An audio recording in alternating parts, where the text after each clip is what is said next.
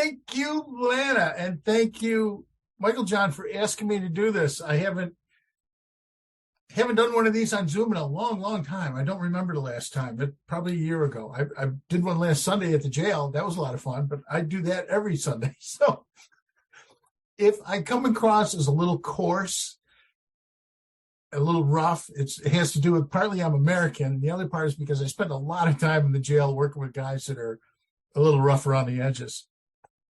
So there's my apology. So let's get into this big book. My name is Will, and I am a member of Alcoholics Anonymous. I am not the spokesperson for Alcoholics Anonymous. I am not the leading, I'm really not a very good example of Alcoholics Anonymous. I am an example of a guy who his life was a mess. He was lucky to come in here and find a guy that could teach me how to live a life that would be productive and happy and useful. If you're here today, I want to say welcome. You have found a meeting that will provide you with a solution. We're not here to talk about problems. We're here to provide you with a solution. Having said that, I'm going to spend the first half hour talking about a problem. So let's get into what this is. Most people in Alcoholics Anonymous don't even know that we have a program. They think the program is when you come into AA, you're in AA. You're in the program. That's not it. You're in the fellowship. Fellowship in this book will be referred to as in a lowercase f and an uppercase f. One of these is a fellowship of alcoholics, which is a bunch of people who have a common problem. The other fellowship is the fellowship of the Spirit, which you get to join once you have a spiritual awakening. And that is a really cool place to be. Many people, alcoholics, are going to die without knowing that they have alcoholism. As a matter of fact, the numbers that I've got is 90% of the people that have alcoholism are going to die without even knowing they have a disease. 10% of the people are going to make it into Alcoholics Anonymous, and 90% of those people are going to die not knowing there's a solution to their disease. So lucky you guys have found people that have a solution to this disease. And we're going to start with this big book. It's called Alcoholics Anonymous. I had to search all over to find one that actually had a cover on it. Haven't seen this. This paper cover is the first thing to go in every big book I've ever wrote. But it's called Alcoholics Anonymous for a reason, because we talk about alcoholism here.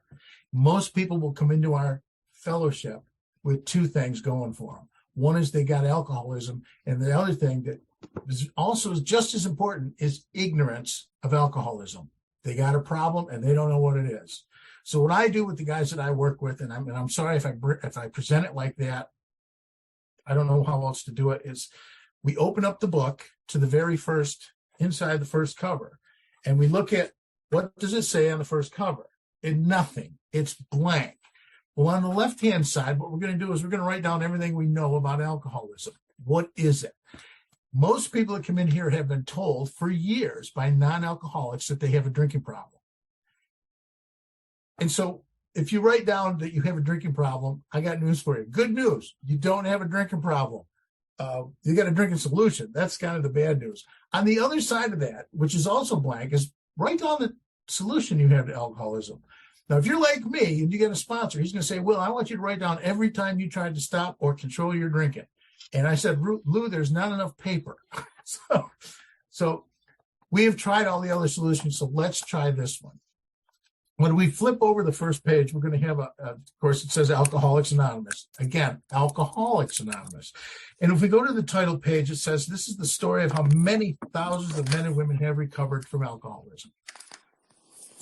Kind of got me thinking here, what does this mean, recovered? What are they talking about when they say a recovered alcoholic? And they'll get into that later on in the book. They're going to give you a very clear description of what a recovered alcoholic is.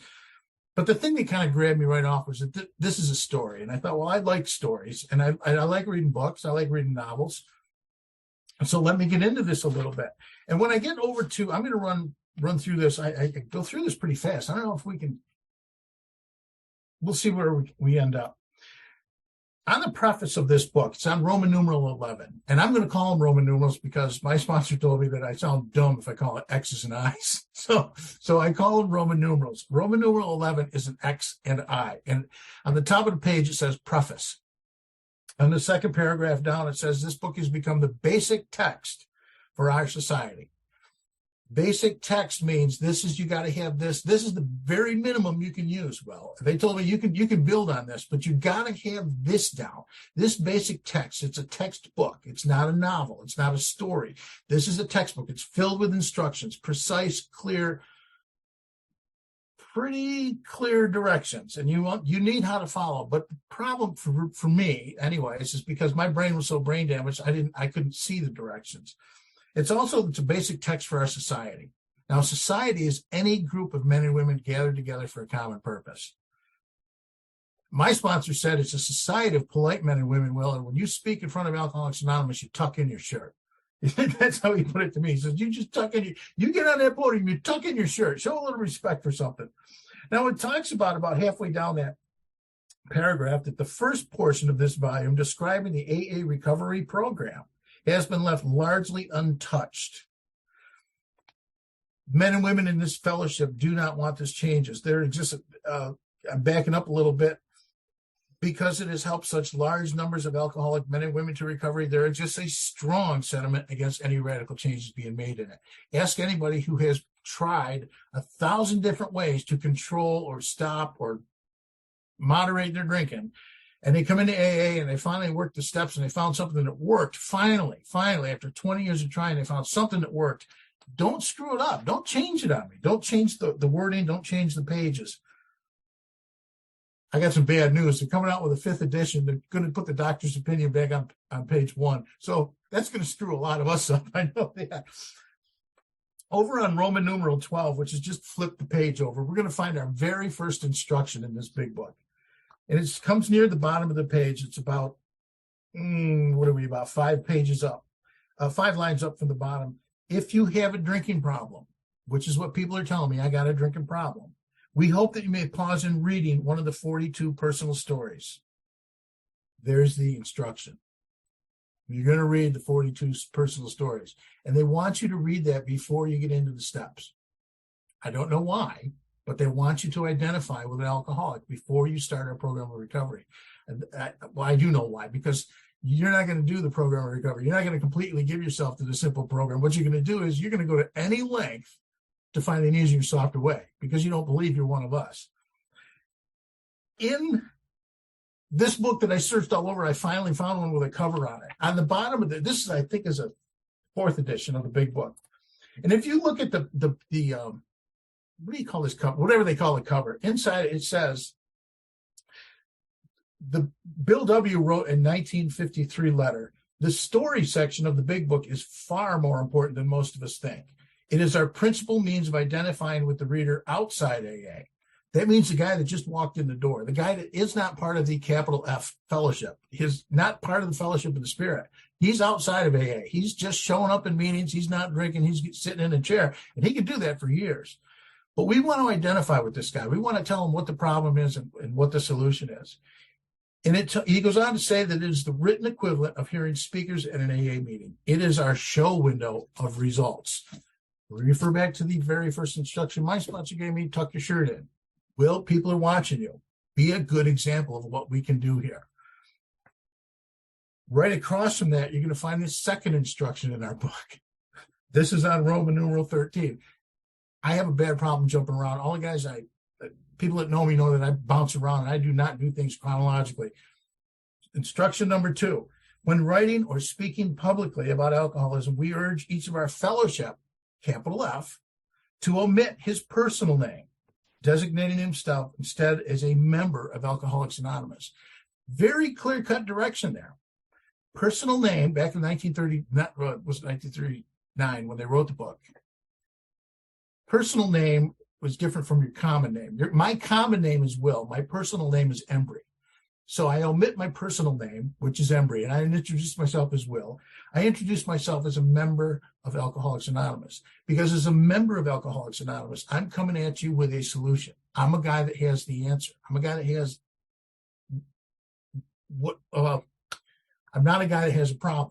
If I come to you and say my name's Will and I'm an alcoholic, you're probably going to say, let me buy you a drink, right? Because that's what alcoholics do. But a member of Alcoholics Anonymous, most people know that members of Alcoholics Anonymous don't drink anymore. They can't figure out why.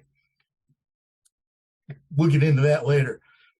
So let's go to the first paragraph, which somebody stole my thunder by reading this when you open your meeting, and God bless you for reading that first paragraph. That is the paragraph we should open every single meeting with. People open up this book, and when I walked into my very first Alcoholics Anonymous meeting, they read the 12 steps and how it works. And I thought, that's chapter 5. Well, I didn't think that, but I think today I go, that's chapter 5. That's advanced. This is a textbook. We start crawling, then we learn to walk, and then we start to run when we get into action. But you can't start in the middle of the book. You should be starting right here. That we of Alcoholics Anonymous are more than 100 men and women who have recovered from a seemingly hopeless state of mind and body. To show other alcoholics precisely how we have recovered is the main purpose of this book. For them, we hope these pages will prove so convincing that no further authentication will be necessary. We think this account of our experiences will help everyone better understand the alcoholic. Many do not comprehend that the alcoholic is a very sick person, and besides, we are sure our way of living has its advantages for all. The very first sentence in that tells you who wrote the book. People who have recovered. These are the people I want to talk to. I've been talking to doctors and lawyers and teachers and mothers and judges for years. And did I say employers? A lot of employers tell me you drink too much, Will. I didn't realize I was suffering from a hopeless state of mind and body. And again, mind and body, 2-part disease. That's what sets me apart from the rest of the world. I have a 2-part disease. To show other alcoholics precisely how we have recovered. Now, precisely means we don't have to add or remove anything. Precisely how they did it. Very clear-cut instructions. For them, we hope these pages prove so convincing no further authentication will be necessary. You don't need the 12 and 12. You don't need, as Bill sees it, you don't need One Day at a Time or the daily meditations or whatever other books you're reading. This is all you need. This is the basic text of Alcoholics Anonymous, basic instructions. And we think this account of our experiences will help everyone to better understand the alcoholic. We put some chapters in here to help other people understand what we're going through. We call them chapters to wives, chapter to family, chapter to employers. We want everyone to understand that we're not bad people. We have a disease, and we're probably the last ones to figure that out. And it says that in the next sentence, that many do not comprehend that the alcoholic is a very sick person. The first person that doesn't know he's sick is the alcoholic. Everybody else can see how sick he is, but the alcoholic, he walks in there and says, I don't have a problem. I come into AA because everybody else told me to. The judge told me to, the lawyer told me, our way, and besides, we are sure that our way of living has its advantages for all. We've got over 200 fellowships now that are based on coming out of these 12 steps of Alcoholics Anonymous. We got Gamblers Anonymous, Sex Addicts Anonymous, and all these people are starting to recover, starting to find a new way of life. But it is a way of life. And it's a way of living. It's a design for living that really, really works. I'm going to buzz right through here to the forward to the second edition. In the forward to the second edition, they put this historical sketch of our program into the book. A lot of people were wondering, where did you guys really come from? Who are you people?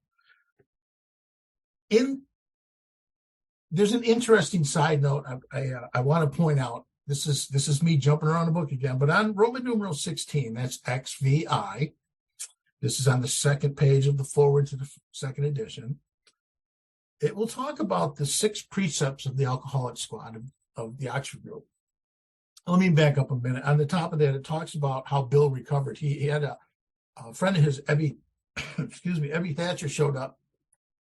And Ebby Thatcher had been in contact with the Oxford groups of that day. And the Oxford groups had this four main principles that and a bunch of alcoholics started to hang out with this first Christian. It's called First Century Christianity was the name of the group. People referred to them as the Oxford group. They called themselves the First Century Christianity movement. And what they did was they had these 4 precepts or 4 absolutes that they tried to live by. And when Ebby went and started sobering up with these guys, Ebby came over to see Bill, and he told him what the solution was that had worked for him. Bill was shocked. He goes, "Man, I never seen you sober before."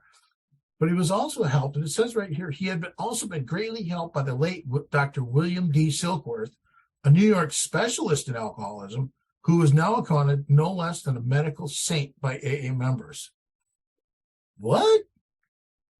Does that not set anybody up? I mean, do you not want to stop and think about that? Because we got a line in the book that we read at every meeting. We talk about it after we read the 12 steps. We say, we are not saints. Well, why do we regard this guy as a saint? And I'm thinking, who is this Dr. Silkworth guy? I got to find out about this guy. But it talks about, and here's an interesting point, it's a kind of an important point, really not that important, but they talk about the 6 precepts. And it's in that the first paragraph. Towards the bottom, it talks about moral inventory, confession of personality defects, restitution to those harmed, helpfulness to the others, and the necessity of belief in and dependence upon God. Very important here that they put dependence on God last. Because if you look at page 263 and how they were doing it out in Akron, which is very different from the way they were doing it in New York, out in Akron, in page 263, they put dependence upon God first. So you got to believe in God, then you can work the steps. Over here, he's saying, no, work the steps, and then you will believe in God. Pick one, I don't care, whatever works for you. It's just an interesting point. Towards the bottom of the page, about 6 lines up, they're talking about this physician, Dr. Bob. Dr. Bob was in Akron, and he'd been a member of the Oxford group. He'd been applying the solution for 4 years, or 2 years. 2 years. He'd been applying the solution, and it wasn't working. He couldn't stay sober. So Bill went out there, and just by circumstance, Bill happened to run into Dr. Bob in circumstance. He was desperate to stay sober, and he ended up calling this guy. He knew he was going to drink, and Bill was scared. He was frightened. He was panicking. He said, "I'm going to drink if I don't find someone to share this with." So he went and saw this Dr. Bob guy, and it was a 15-minute meeting that turned out to last about 5 hours. And when Bill saw Dr. Bob, what he did was when the broker, Bill, gave him Dr. Silkworth's description of alcoholism and its hopelessness, the physician began to pursue the spiritual remedy with a willingness he had never before been able to muster. What is that telling us? It's telling us that you can apply these principles as much as you want. You can work these steps as hard as you want. If you don't know what the problem is, it ain't going to work. You just ain't going to put the effort in. This guy was a doctor, smart guy. He was a founder of AA, and he was not putting the effort in. He just wasn't putting the effort in because he didn't know that he had alcoholism and he was a hopeless condition. Once he got that down, he pursued it with a willingness he was never been willing to muster. Anyways, top of page, Roman numeral 17, it also indicated that strenuous work, one alcoholic with another, was vital to permanent recovery. Permanent recovery. We are going to recover from a seemingly hopeless state of mind and body, and it's going to be permanent. We don't have to go one day at a time. We don't have to master or endure life any longer. We're going to find a permanent source of recovery. And strenuous work, Dr. Bob agreed he was going to talk to him for 15 minutes. They talked for 5 hours. And Bill Wilson, if you look at the timeline, he made like 12 phone calls the night before, finally agreed to meet, drive across town, meet this guy. He put 5 hours into it. That's called strenuous work with another alcoholic. So hence they started working with other alcoholics. And by 1937, which is 2 years later, these guys had a number of members I'm about halfway down the page. By late 1937, the number of members having substantial sobriety time behind them was sufficient to convince the membership that a new light had entered the dark world of the alcoholic. Substantial sobriety. Less than 2 years. Bill Wilson had 2 years. I think Dr. Bob in 1937 had about 1.5 years, and everybody else was around 4 months. There was just that, but they called that substantial sobriety. They saw people recover in a matter of weeks. Actually, if you look at the timeline with Alcoholics number 3 and Bill Wilson, it's 3 days. 3 days and 4 days, they're out making amends. It was now time. I'm on the very second to last paragraph. It was now time, the struggling groups thought, to place their message and unique experience before the world. They went over to Akron, where the larger AA group was. And Bill brought a contingent of his guys from New York, and they had a vote. They said, we want to put our unique message before the world. What we're going to do is we're going to write a book, this book. And he said, let's have a vote. Who wants to write the book? Here's the first miracle not the first miracle, but one of the miracles that happened in AA. The vote was 11-9. One guy could have swayed that. One guy could have voted the other way. We wouldn't have a book today. 11-9, they said, fine, we'll put it in a book, we'll write it down, we'll tell people what we're doing, and we will show them our unique experience. Unique means kind of stands apart. We have an experience that other people don't. So they made this book. With the appearance of the new book, the religious people, publisher, a lot of people got behind us and gave us a lot of good publicity, and it really helped us out. I want to jump right to Roman numeral 20. A lot of people want to point this out.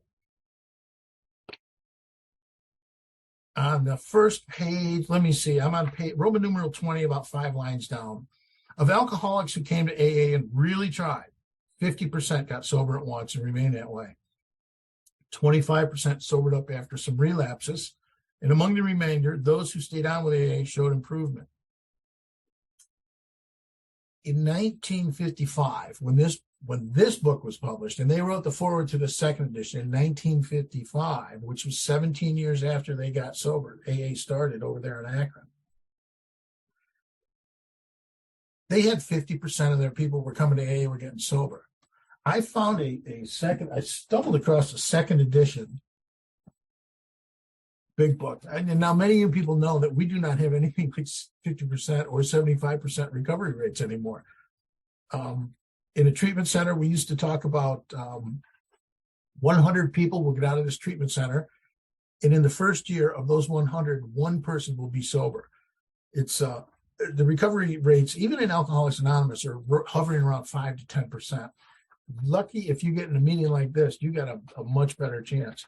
Because I want to point out that they said that of alcoholics who came to AA and really tried, are you really trying? Are you putting all you got into this? Are you calling your sponsor every day with a 10-step? I'm not, but I am doing the evening review every night. I'm doing my prayers and meditation in the morning. I'm sponsoring. I'm trying to recover. But let me go to this what am I saying? The second edition of the big book. And then the second edition of the big book, they have the story section in the back of the book. Remember, this is our showcase of results. This is what they tell us. When first published in 1939, this book carried 29 stories about alcoholics. One of those was the wife of an alcoholic. Concerning the original 29, listen to these numbers. These are important. Concerning the original 29 case history, it is a deep satisfaction to record that as of 1955, that 22 have apparently made full recovery from their alcoholism. That's 75%. Of these, 15, or 50%, have remained completely sober for an average of 17 years each. That means 50% had no relapse, according to it. And so that kind of gives a lot more weight to these numbers here. I'm looking at this and I'm thinking, and I thought to myself, I go, okay, so the people that wrote their stories, the first 29, they got together, shared their experience, and put it in a book. 17 years later, 75% of them were sober, but only half of them stayed sober. So what were they doing that wasn't working? It's real simple. They didn't have a book. They didn't have it laid out. Now, how many times have you come to an AA meeting and some guy sitting there been sober for 20 years and dry as a match, and he'll say, well, this is the way I've been doing it. It's been working for me, and I don't see any reason to change. And I'm thinking, well, you might want to take a look at the big book. I chaired a meeting, one of these foundation meetings, and I opened up to the title page and I said that this is the story of how many thousands of men and women have recovered from alcoholism. And this guy with 40 years sober shut down. And he didn't hear a word I said for the rest of that meeting. And he approached me. He attacked me after the meeting. He said, you brought up something very controversial in AA. He says, you said recovered. I said, no, I read the book. I read the word recovered. I didn't say it. I just read it. And that turned into a big argument afterwards. One of my proteges, I'm not going to go into this personal stuff. That doesn't matter. Anyways, do you want to recover from alcoholism? Come in here and really try. So let's take a look at what I'm going to skip over to forward to third, forward to the fourth, and go into what's meat and potatoes of our program. Here's this Dr. Silkworth that I've been wondering about. Who is this guy? If you're going to take this into a treatment center, I'm going to show you guys something that you don't want to say. Because Dr. Silkworth says it twice. I always thought it bared repeating. In the very first paragraph, on the last 2 lines of that first paragraph, they talk about a well-known doctor, chief physician at a nationally prominent hospital specializing in, and here it is, alcoholic and drug addiction. Gave Alcoholics. So he's the guy that specializes in alcoholism, but he differentiates the difference between alcohol and drug addiction. I know that irritates a lot of people. I'm going to turn the page, and I'm going to go halfway down that first sentence. It says that, I should probably highlight this. I'll probably do that for Saturdays. It says that the physician gave it in a statement. Here it is, 3 lines into that little blurb in between doctors' opinions. In this statement, he confirms what we who have suffered alcoholic torture must believe, that the body of the alcoholic is quite as abnormal as his mind. So I don't have to be convinced. I don't not have to acknowledge it. I must give myself completely to this belief that my body is somehow different than everybody else's. And that's what these alcoholics wanted to impress upon us, that your body is different. Your body does not process alcohol the way ours does. We are running out of time. Let me bump ahead. Let me jump over to Roman numeral 28, the most well-read, most well-used, most highlighted and underlined page in your big book. I'm sure of it. In the very first paragraph, he's going to tell us what this physical problem is.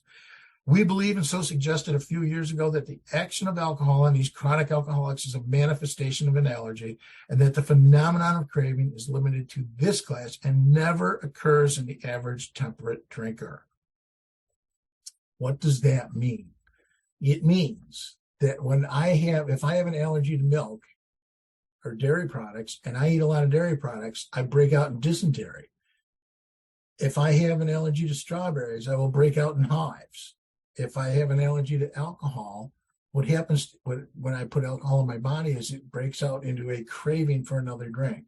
I get thirstier. The more I drink, the more thirstier I get. 1 drink never satisfies my craving. 2 drinks doesn't either. But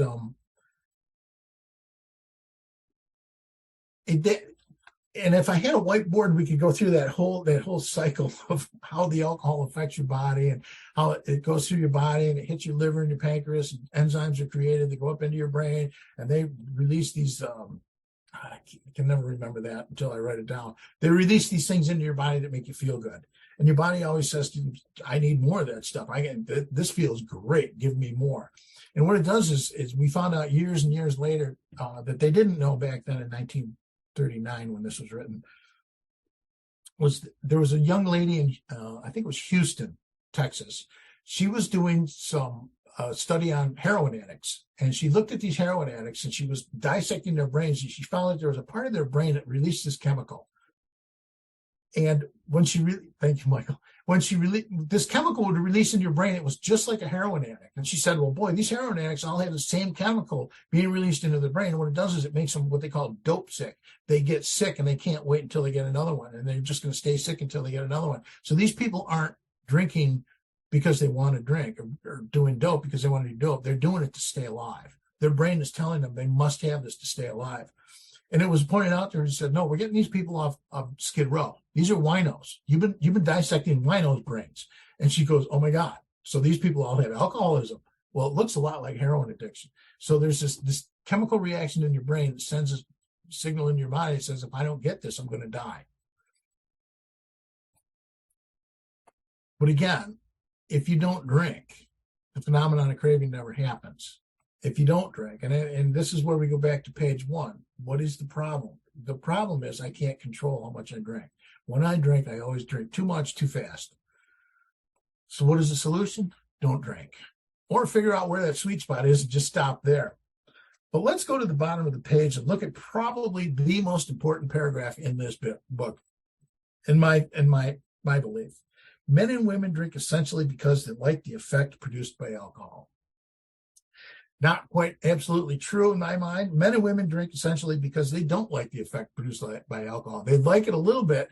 They get to the certain spot, and then they'll say funny things like, I'm starting to feel it. I got to stop. Or I'm starting to feel queasy. I don't want any more.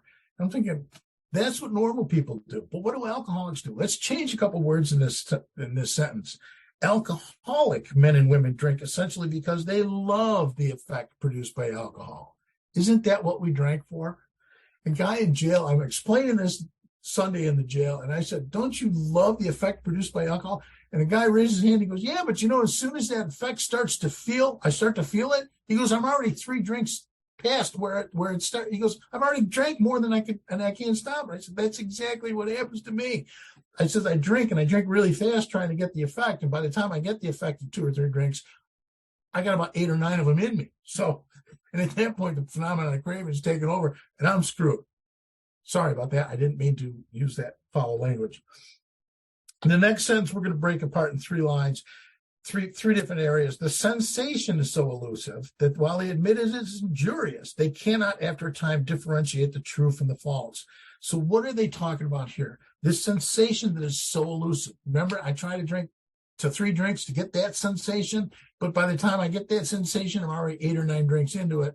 And 8 or 9 drinks, you know what happens there. You go to a blackout, and then next time you what might come 2 days, 3 days later, and well, what the hell happened? So the sensation is something I could never get back.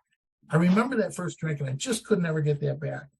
And while they admit it is injurious, these are consequences. This is what we're talking. These are the injuries I suffer from alcoholism. And it looks like I lost a job. I got fired from a job, broken relationships, got pulled over by the police again. The injuries are just go on and on and on and on and on.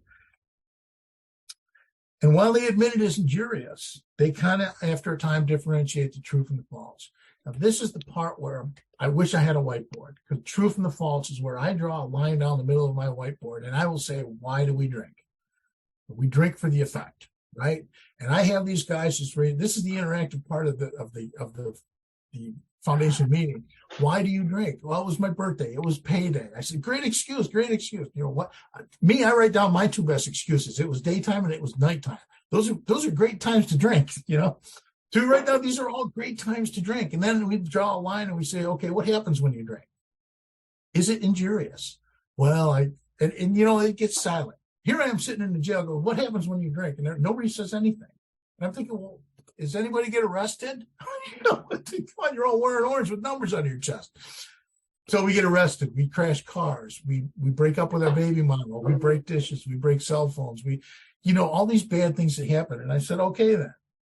Now let me show you how you are all liars. You're all dishonest. You're all delusional. Because the consequences, this is true. The reason you drink is false, because you never get that.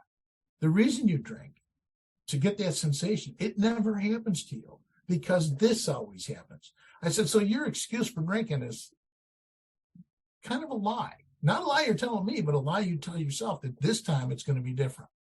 This time I won't go into a blackout. They are restless, irritable, and discontented. They're also frustrated, angry, lonely, unless they can again experience a sense of ease and comfort, what comes at once by taking a few drinks. Drinks which I see other taking with impunity. So you see what they're telling me here is my problem isn't drinking. It is not drinking. My problem is sober.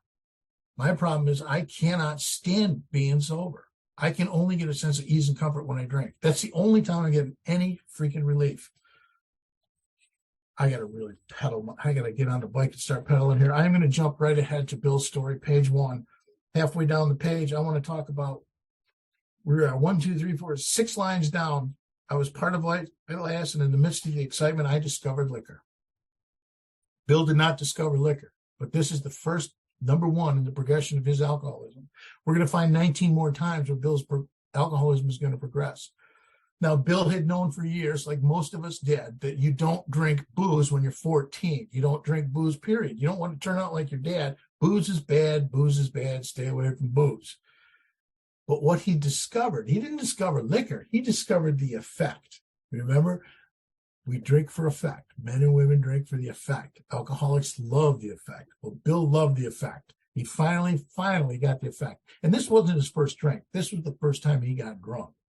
We're going to go through here and find out how this guy, who was just a phenomenal man, progressed to the point where he was drinking for grandiosity. He was drinking because he had to quiet the morning jitters. And then towards the end there, he was drinking because he was going to die. He knew that if he didn't get a drink in him, he was going to die. And he had just pretty much given up. Boy, I wish I was a little more into this book, but I want to bring out a couple of things when Bill finally went to Towns Hospital for the third time, and Silkworth told him he was going to die, he was a hopeless alcoholic. They said he was hopeless, they're going to lock him up, or he's going to die, or we don't know. And his friend Ebby came over. And we talked about this a little bit in the forward to the second edition, but his friend Ebby showed up and he said, Bill opened the door and he said, Ebby, come on and have a drink with me. And Ebby said, Bill, I don't drink anymore. And he looked at, there was something in Ebby's eyes, something different about it. And he asked Ebby, he said, what happened? He says, a year ago, they were going to lock you up. I'm on page 11, by the way. And he said that my friend sat before me and made the point blank declaration that God had done for him what he could not do for himself. Doctors had pronounced him incurable, and society was about to lock him up. Like myself, he had admitted complete defeat. And then he had, in effect, been raised from the dead, suddenly taken from a scrap heap to a level of life better than the best he had ever known. What? How do you do that?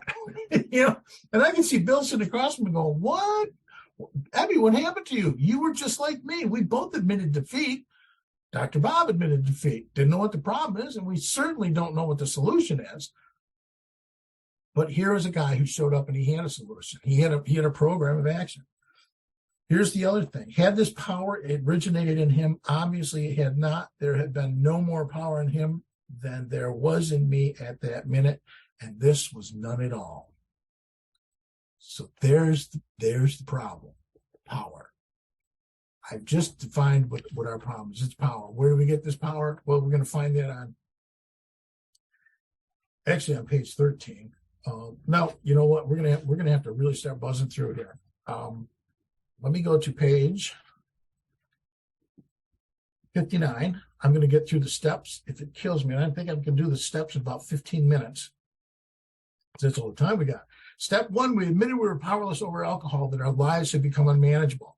We're going to find that on page 21. On page 21, they're going to give us a definition of, or their definition of 3 different types of alcoholics. Their description, excuse me.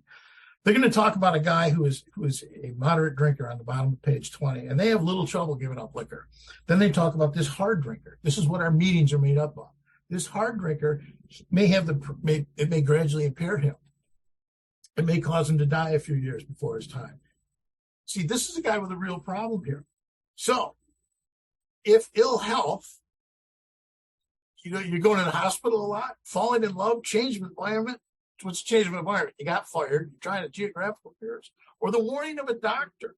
If the doctor says you're going to die if you keep on like this, if that becomes operative, this man can stop or moderate, although he may find it troublesome and difficult and may even need medical attention. But he needs a change of environment. There's the thing. If he gets a change of environment, just don't drink and go to a meeting. Our meetings are filled with these people. Just don't drink and go to a meeting. That's what I did. I'm thinking you're not a real alcoholic. Because the next sentence down, it says, what about the real alcoholic? Not a real alcoholic, but the real alcoholic. He may start off as a moderate drinker. He may or may not become a continuous hard drinker. And here it is. Step 1, part 1.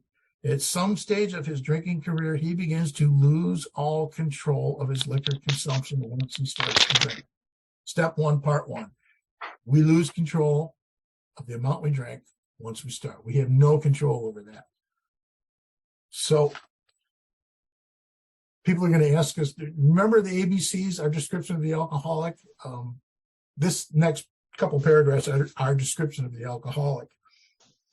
And but I want to jump ahead to step 1, part 2. And this is step 1, part B. Our lives are unmanageable. Why is my life unmanageable? Okay, so I'm powerless over alcohol. Once it goes in my body, I have no control over how much I'm going to drink. But why is my life unmanageable? Because I can't manage that decision to not drink.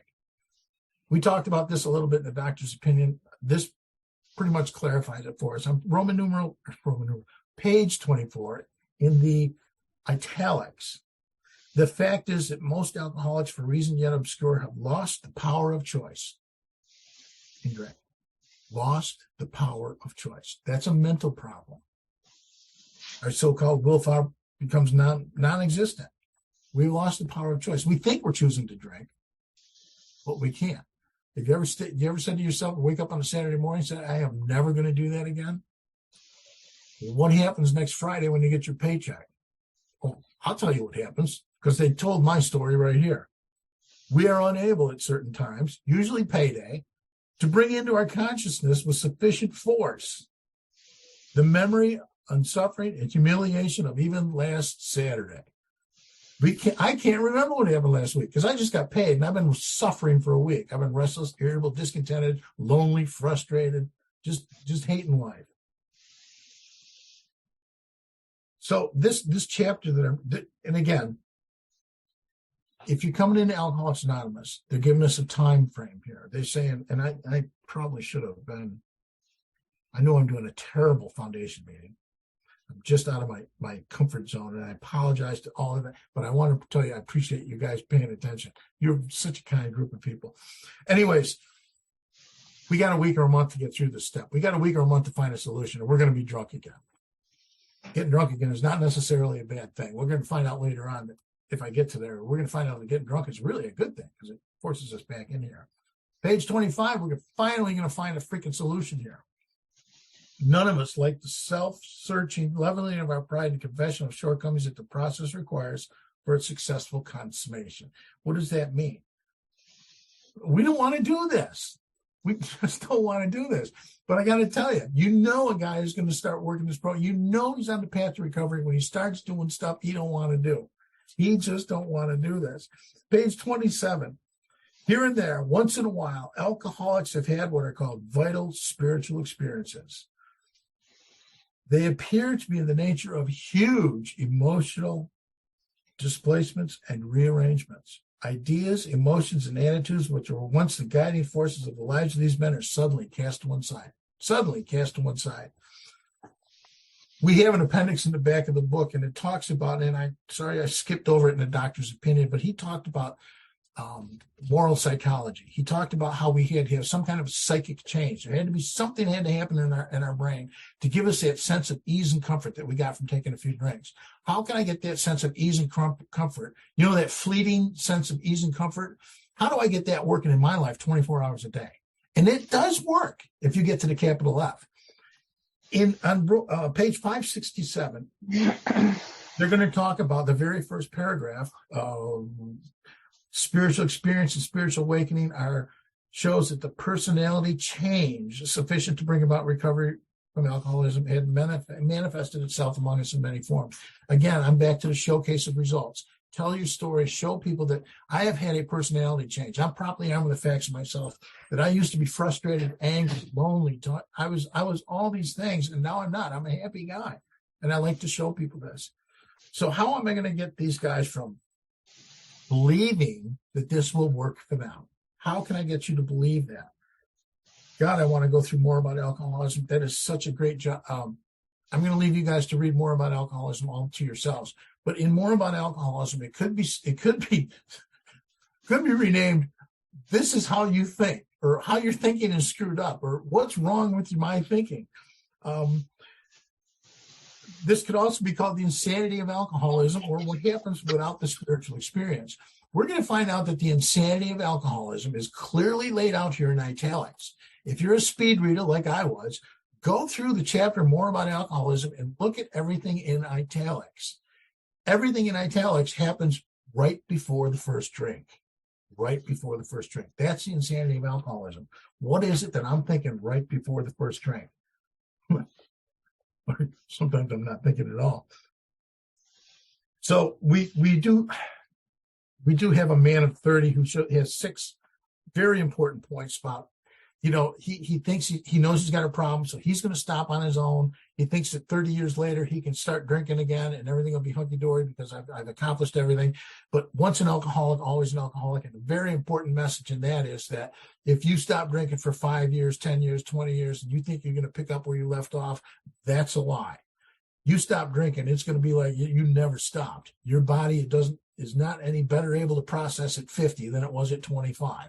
Your body is less able to process it. The allergy grows, the reaction grows, just like you do, whether you're drinking or not. But I don't want to. I wish I could just stay on steps 1, 2, and 3. I'm trying to get us to make a decision here. So we're going to talk about come to believe that a power greater than us can restore us to sanity. And this I love when I do it in a smaller settings of 5 or 6 people. It's much easier to get through this. But what I want to talk about prejudice, and I want to talk about fixed ideas, because that's what this is all about. This chapter, We Agnostic, is all about prejudice and fixed ideas, and it's telling us how to come to believe. I have to believe something's going to happen before I'm going to take any action on it. Now, how do I come to believe? One of the first things is I look at the showcase of results. I come into Alcoholics Anonymous, I see happy men and women all around me. I want what you guys got. For me, I wanted the car and the job and the wife, all that stuff. But I was pretty base when I came in here. I was, we won't get into my story. So on page 46, it talks about halfway down, the paragraph that starts with, yes, we have agnostic temperate. About 3 sentences in, it talks about, we found that as soon as we were able to lay aside prejudice and express even a willingness to believe in a power greater than ourselves, we commenced to get results, even though it was impossible for any of us to fully define or comprehend that power, which is God. We're not asking you to believe in God. That's not what this is about. We're not asking you to have faith in what we do. We're asking you, are you willing to do something different? Are you willing to try something different? Are you willing to make a change in your life that might possibly work for you the way it worked for us?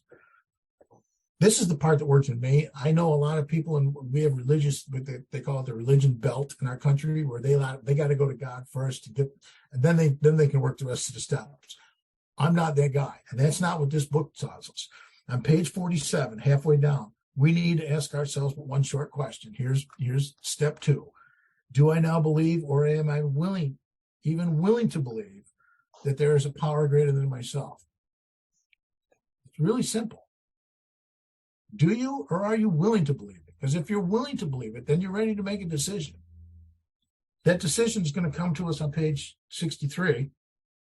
And I am sorry, but I had to skip over it. That is like 60 to 63 are you should be living there. This is my life. On the bottom of page 63, I make a decision. And it's a real simple decision. I am 4 lines up from the bottom. No, I'm not. I'm 6 lines up. Next, we decided. Here's my decision. This is step 3. We're going to make a decision. I decided that hereafter in this drama of life, God was going to be my director. It's that simple. I'm going to start taking directions. It doesn't tell me I'm going to turn my will and my life over to God. It tells me I'm going to make a decision to turn my will and my life over to God. God really got nothing to do with this at this point. I'm going to start taking directions. That's all. Just start taking directions. And maybe, hopefully, my will and my life will get straightened out a little bit. My will is my thinking, and my thinking is the very first thing we're going to get into in step 4. They're going to take us through columns 1, 2, and 3 and show us what I'm thinking. Then they're going to take me to column 4 and tell me, this is what's really going on in your soul. This is what really makes you tick well. And that's scary stuff. They're going to go into the fear inventory, and they're going to have me list all these things that I'm afraid of. And I'm going to look back in this 4th column, and I'm thinking, this is why I act like this, because I'm afraid I'm not going to get what I want. And because I've been that honest with myself. I've never talked about how I really think. I've never talked about what I'm really afraid of. But when I take these things to a sponsor, a guy who can provide me with clarity, show me what's really going on in my life, at that point, then I can start to reveal stuff that I really don't want to talk about. This is my sex inventory. The reason they use a sex inventory is real simple, because that's the last thing we want to talk about. In this sex inventory, it's also about all my relationships, because I got to tell you, after I get done with step 5 and I find out, I get this clarity and I find out what my real defects of character are, and I'm willing to have them removed, I have to start going out and playing with other people. I'm going to start making an 8-step list, and I'm going to have to go out and make amends to these people. So how do I do that? And it talks about we have to be willing to approach these people in a certain manner. On page 70, it's going to give us about halfway down, it says, to sum up about sex. Me personally, I use this prayer for all situations, every relationship I ever have, grandkids, neighbors, employers, people I go to church with. We earnestly pray for the right ideal, for guidance in each questionable situation, for sanity and for strength to do the right thing. That's the prayer I got to use all day long, every day. I think we're coming to the end of this meeting here. All I did was get to step 3 and a little bit of step 4. I'm going to have to really work on this. I want to take you guys back to page 20, and I'm going to close the meeting with this. On the top of page 20, there's a line here that I just talks about me. It talks to me. I'm not going to stop here. I'm going to go, darn it. Let me go to page 45 first. On page 45, if I can find page 45, here we go. Page 45, halfway down, first full paragraph, lack of power. That was our dilemma. There's your problem, lack of power. I probably haven't done a very good job describing that, but I am a powerless guy when it comes to alcohol. And here's the big one. Here's the one that really stuck out to me. We had to find a power by which we could live. I want to live. I don't want to suffer through life anymore. I don't want to endure this anymore. I don't want to try to have to master every situation. I just want to be able to live. I just want to be one of these guys, a worker among workers. I just want to be able to live, enjoy life. And it says over on page 20, here's a secret, Will. Our very lives as ex-problem drinkers depend upon our constant thought of others and how we may help meet their needs. Why do they hide it way back there? This is the solution to all my problems today. Thinking of other people and how can I help meet their needs? Man, what a nugget that is. I mean, that is gold right there. I have been bouncing all over this book. I've been bouncing all over my head. I am sorry. I apologize. I appreciate you guys. Your kindness is just, your patience and your tolerance is just a great example to me. You are a showcase of our results. And I really, really, really love you guys. And I appreciate you being here for me today. So thank you very much. Thank you so much, Will. That was amazing. I could not stop writing in my big book. It was really, really great.